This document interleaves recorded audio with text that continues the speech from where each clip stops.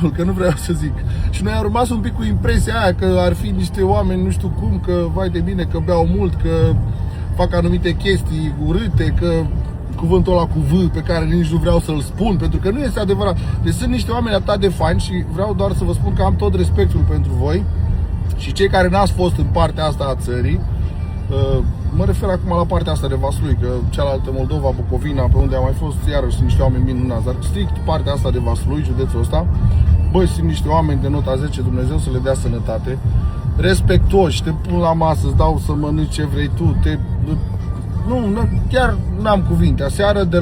de la cel mai mic până la cel mai mare, de la mir și până la invitați, niște oameni de nota 10. Vreau încă o dată să vă spun că am tot respectul față de voi și eu, chiar dacă poate am avut o părere formată de mai de mult, de cum era mai de mult, să știți că mi-am schimbat-o total și vreau să vă